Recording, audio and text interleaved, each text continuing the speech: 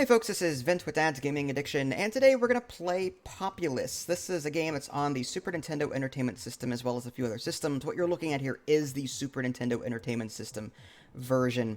This is a game that I played growing up that was probably the first real-time strategy game that I ever played. It's not your typical RTS in the sense that you've got a mouse and you can select units and just send them after your opponent. Rather, you're a god and you're manipulating land and you're trying to get your population to expand and grow. So, for example, I can adjust this land, raise it a little bit like I'm doing now, in order to turn these little dinky grass huts here into like huge castles. People will wander around and claim new land. There is a red civilization that when you get close enough to them, they will start attacking you, and likewise your population will attack them.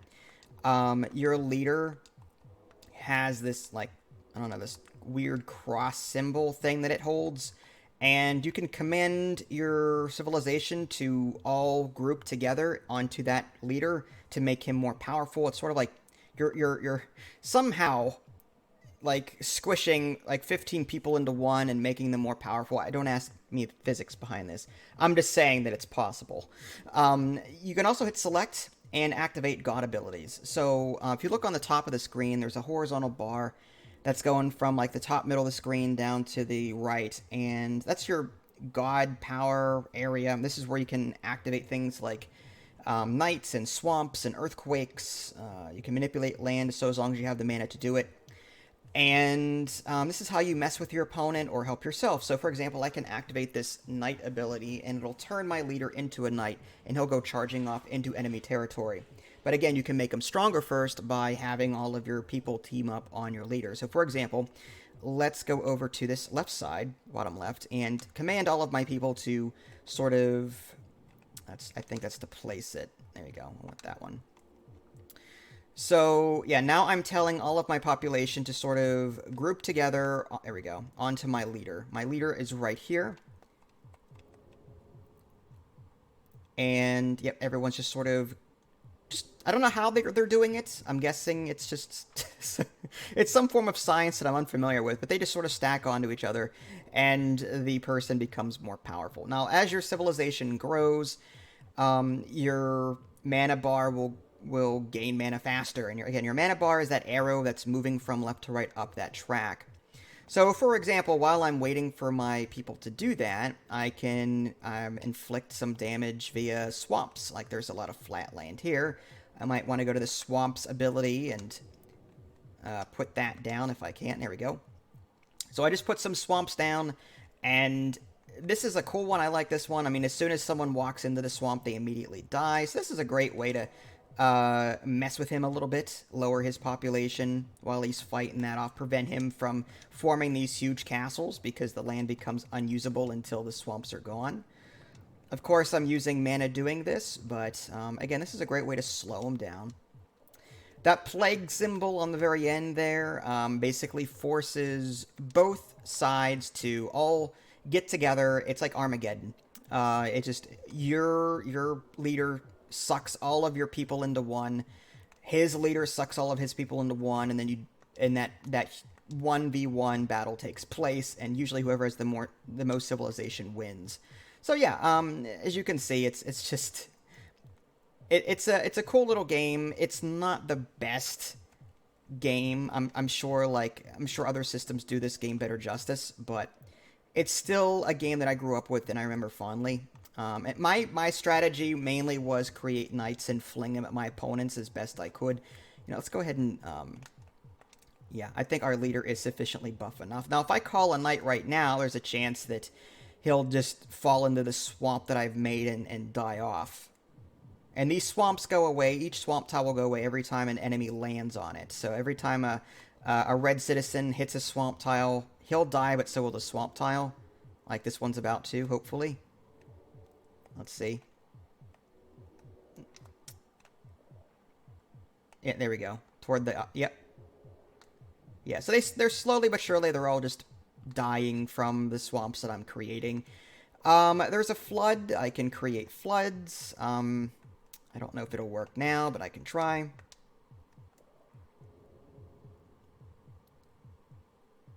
I don't think that did anything, honestly. No, sometimes the powers don't work. It's kind of weird. I don't know why they don't work sometimes, but like if I'm calling upon this flood right now, and I clearly have the mana for it. Unless the tutorial level that I'm in prevents it, that could be a possibility. But what would happen with this flood is that the water would rise by 1 level, and every building or person on it would immediately die. So that's another thing you could possibly do. And then if I were to create a knight, for example, I could do that. I could create mountains. I just hope that my knight doesn't enter one of the swamps. Alright, so I'm not sure where my leader is, to be honest with you. I wonder if I can filter by... There we go. So, yep, he's moving in on enemy territory. Let's see how well we do. As long as he doesn't step on swampland, he'll be fine, but I have a feeling I have a feeling he's just gonna die. He's not all that smart. He's doing okay. I mean, he survived that.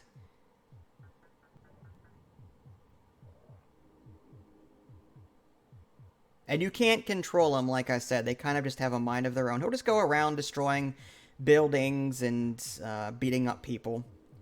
He's got like a little health bar in the upper right-hand corner. That yellow health bar that you see, I believe, is his health. No, that blue one that appears when he's fighting, that's his health bar. I think yellow is his overall strength, but don't quote me on it. Again, I don't have the manual for this, and it's been forever since I played it. Well, it looks like they're all trying to fight him off, and it's not working.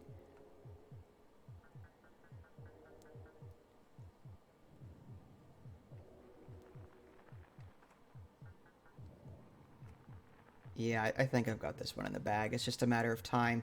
Let's just go ahead and activate the... I don't know if Armageddon will work or not. Again, sometimes, for whatever reason, these things do not want to activate. And it might be the tutorial level that I'm currently playing. Maybe it prevents it from happening. I don't know. No. Okay. Well, it's there. It's a possibility. I just don't, for whatever reason, can't do it right now. So yeah, that's it. That's Populous. Again, for a real-time strategy game, this was a pretty fun game for its day. I would love a modern-day Populous. I mean, yeah, games like Black and White came out. I've never played that one, but I heard it was a little rough around the edges. I would love a modern-day Populous. There is, I think, 1 or 2 games that come close to it, but it's just, again, it doesn't fully capture the essence of what Populous was from way back in the day. So I would love like a straight remake of it. I would love that. But whether or not that's a possibility due to legal reasons, that's another story. But yeah, that's Populous Super Nintendo Entertainment System. Besides the tutorial mode that you're looking at here, there's a campaign, there's a way to customize your levels. There's a whole bunch of random level generation going on. So you'll have a full range of different things that you could do. So if you can get your hands on a copy of this, you may just want to try it out, see if you like it. I think it's fun. If you guys haven't already, subscribed to me on Twitch and YouTube. That way you can stay up to date with any new content I'm going to publish. This is Vince. Thanks for watching, and I'll catch you guys next time.